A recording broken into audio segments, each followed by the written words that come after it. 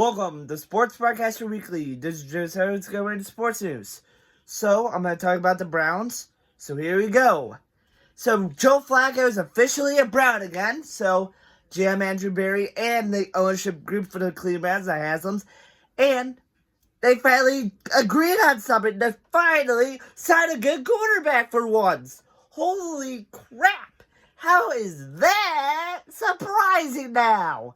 So, the Browns finally got their star pupil back from 2 years ago. They should have kept them from another contract here, but guess what? They didn't, because we're the Browns. The Browns are not that good at, brain stuff. So basically, didn't sign him. Basically signed James Winston.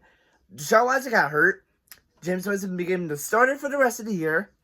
And now, James Winston's off the team. And now we got Joe Flacco back, who might become the starter, who will become the starting quarterback. Because, Deshaun Watson is not that good anymore. And here is some complicated things with that. Joe Flacco is old. He's getting older. He's 39 years old. This might be his last year in the NFL. He's about to be 40. He's about to be pushing 40 years old. Don't get me wrong. Older quarterbacks are really good. But some quarterbacks, when they turn 39 and 40, start, not doing so great. But Joe Flacco is still a good quarterback. And here's one or two things that can happen. Either take quarterback in this year's draft and let Joe Flacco become the starter and let the rookie quarterback become the backup for the rest of the year. Joe Flacco can teach him the ropes as a starter, or let Joe Flacco become the starter for the rest of the year, not draft a quarterback in this year's draft, but draft a quarterback in next year's draft who could be much better than the previous draft class of quarterbacks. I'm talking about this year's draft. Next year's draft, there could be more talented quarterbacks out there, but I'm just focused on now, because who will become the Browns' second pick in the first round? Because basically, they can take I'll do quarter, or they can basically take Travis Hunter, who is going to probably be playing both sides of the football. It's a possibility he might only play receiver, or he can play quarterback, either or he can play both and become an absolute offensive defensive threat on both sides of football and become an excellent player for the Browns. Or they can take Cam Ward, or Jackson Dart, or Shadur Sanders. Good options, but Shadur Sanders, I don't know. He's a little cocky, and plus, if you do this, the defense is going to go right at you, and that's not going to work in the NFL. So basically, that could be an issue for offensive players. Try to handle it. But here's the thing. Shadur Sanders, he's kind of a good quarterback, but basically Cam Ward's way better than him. Abdul Carter is like one of the elite defenders. If we draft him and Myles Garrett are going to be a deep threat of a defense, because him on the left, Myles Garrett on the right, basically heavy hitters.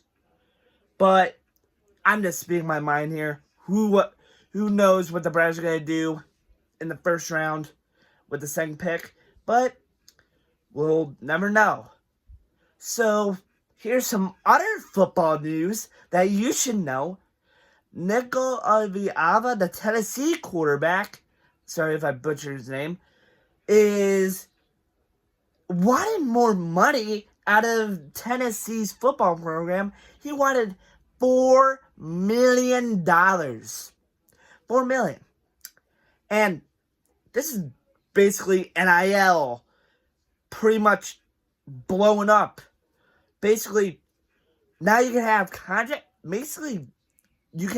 contracts in college football now. 4 years?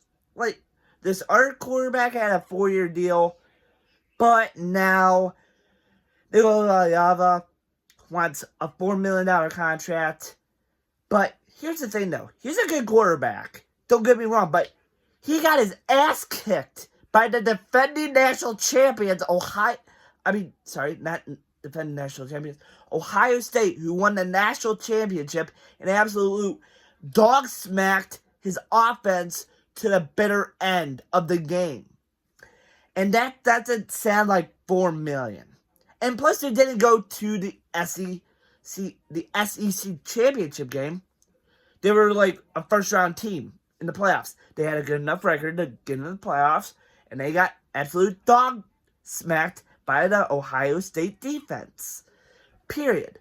He doesn't deserve $4 million.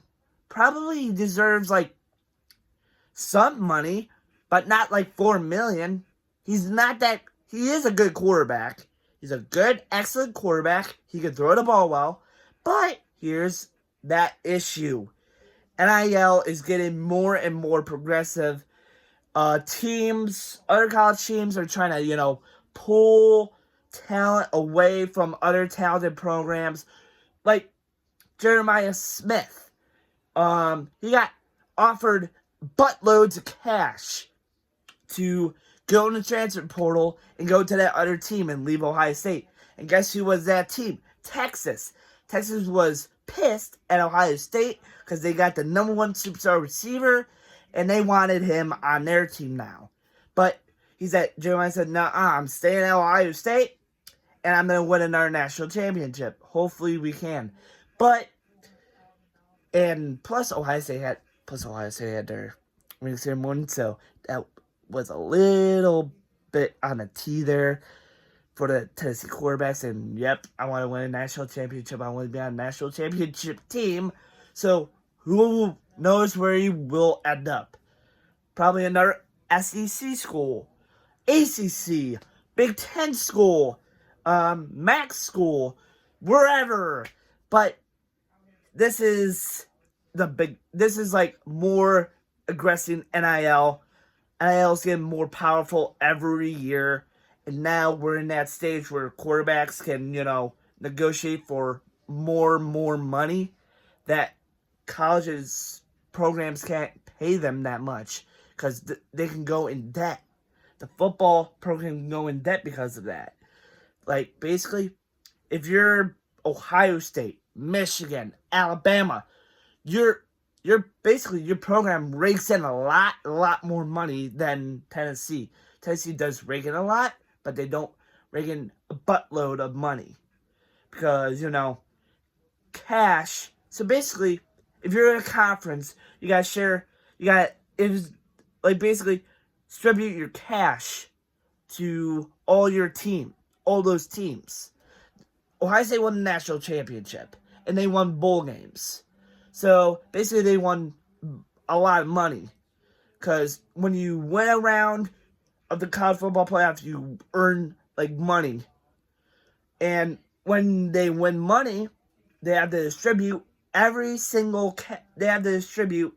from national champions, Ohio State, money to every single Big Ten program so they can recruit players to be on their team. But this is kind of like, since Notre Dame's an independent, they have to share the money. Basically, they can just rake it into their college, and they can, in their football program, can, use that all to themselves and basically recruit a lot more guys. But if you're in a conference, you gotta share the wealth. And basically, that's it for today. That's what I wanted to say. So, please subscribe for more videos. Hit that like button and hit that subscribe button. And we're on the road to 1 million, baby. We want to reach 1 million followers at the end of almost the start of summer or the end of summer. But I want to hit 1 million before summer or at the end of the summer before I start college. So basically, this is a cut, and let's get to it.